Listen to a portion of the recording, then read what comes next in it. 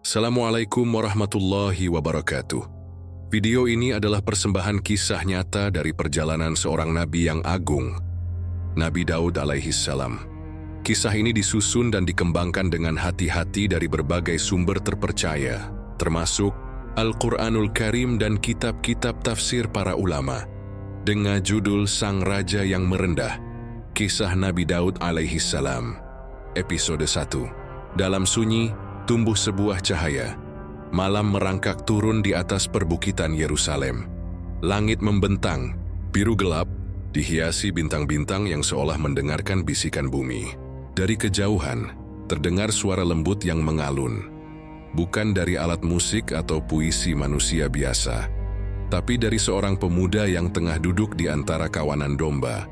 Tangan menengadah, mata menatap langit.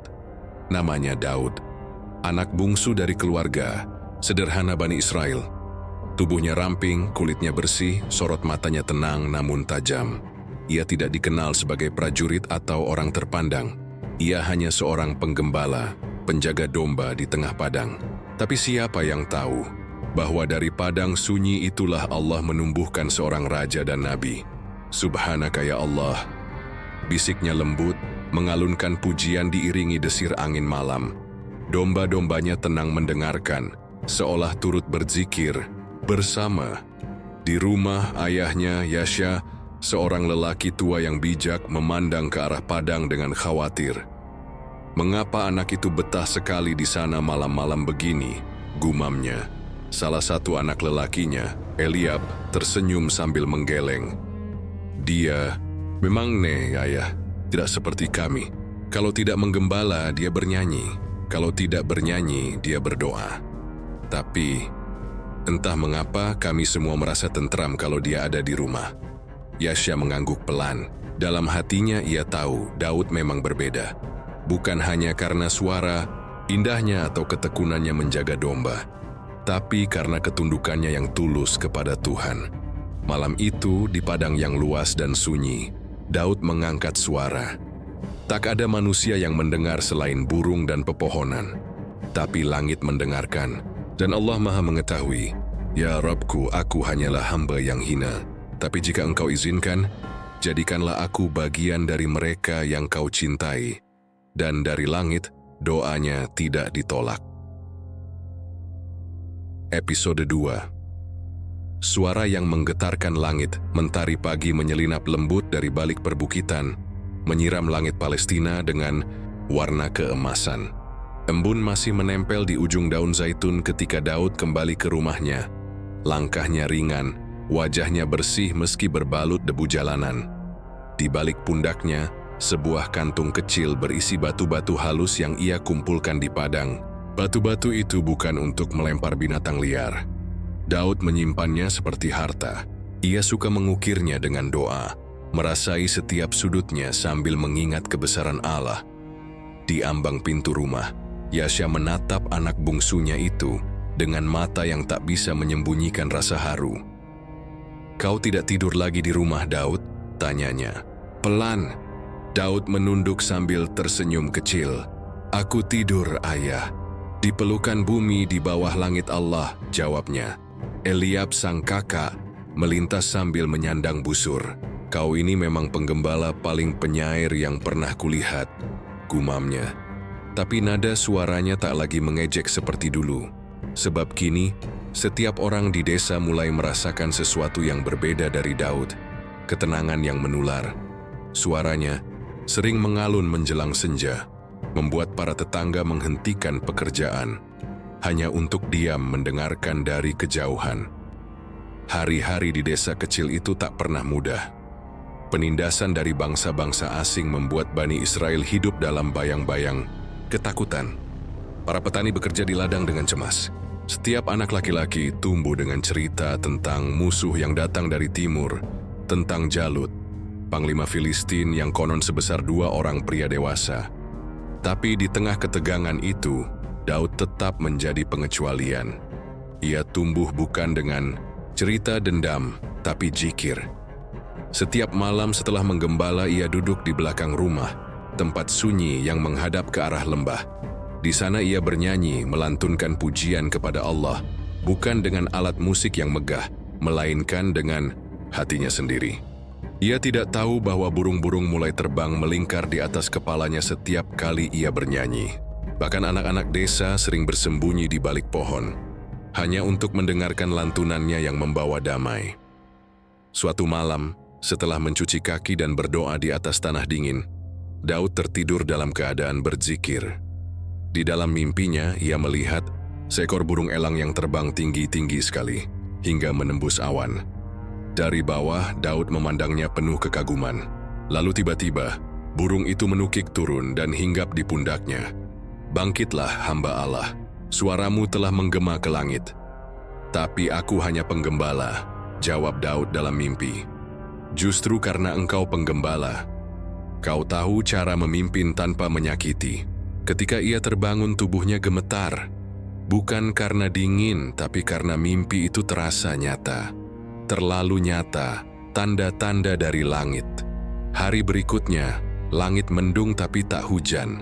Seekor burung besar melayang sangat rendah di atas padang tempat Daud biasa duduk. Orang-orang desa melihatnya. Beberapa merasa heran, beberapa ketakutan, tapi Yasya hanya menunduk. Bibirnya bergetar menyebut nama Allah. "Mungkin waktu anak itu akan datang," katanya pelan, lebih kepada dirinya sendiri. Di kejauhan, dari atas bukit, asap hitam mulai tampak menari di langit. Itu bukan asap dapur. Itu asap perkemahan militer. Pasukan Talut tengah berlatih. Dan musuh besar, mereka, Filistin dan Jalut, bersiap kembali menyerang. Tapi tidak ada yang tahu bahwa jawaban Allah untuk kaum lemah itu bukanlah raja dengan pedang besar, tapi seorang pemuda yang menjaga domba dan bernyanyi di bawah pohon zaitun. Episode 3. Panggilan dari perkemahan Raja Udara. Pagi terasa berbeda.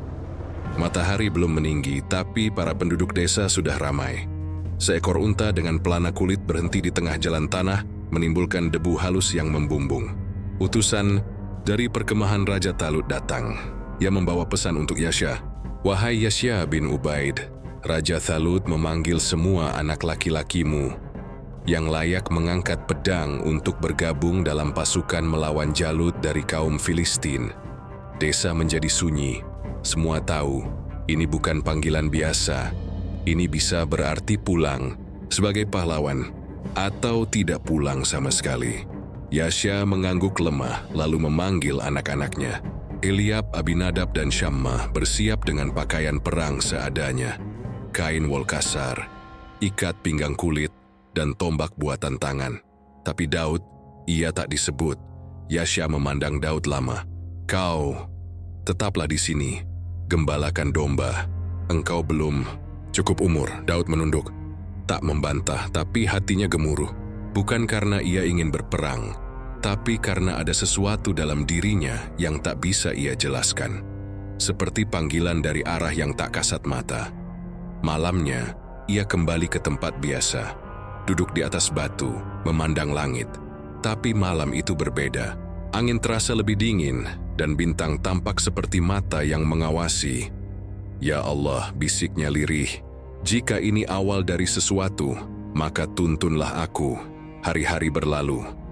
Daud sendirian di ladang, menggembala domba-domba milik keluarga, sambil mendengar kabar burung dari perkemahan.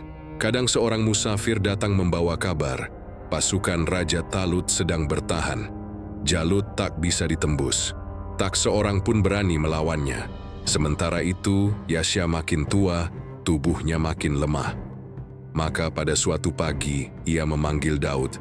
"Anakku, bawalah makanan untuk kakak-kakakmu di perkemahan. Bawa roti gandum dan biji panggang ini. Lihat keadaan mereka." Mata Daud berbinar. Bukan karena ingin bertemu kakaknya, tapi karena hatinya tahu. Ini bukan sekadar tugas. Ini awal dari Daud memanggul kantung makanan, membawa tongkat penggembala dan selempang kecil dari kulit. Ia berjalan jauh melintasi padang, meninggalkan tanah yang selama ini menjadi tempat doa dan zikirnya. Ia tak tahu apa yang akan ia hadapi, tapi ia tahu satu hal. Dalam dirinya ada keyakinan yang tak tergoyahkan. Langit cerah, Tapi jauh di ufuk, awan mulai menumpuk seperti isyarat bahwa badai akan datang. Dan badai itu akan melibatkan dirinya. Dan begitulah, dari hamparan sunyi padang Palestina kuno, seorang anak gembala muda yang tak disebut namanya oleh para prajurit telah mulai melangkah menuju takdirnya. Ia bukan anak yang dicari untuk berperang, tapi justru akan menjadi jawaban dari ketakutan sebuah bangsa.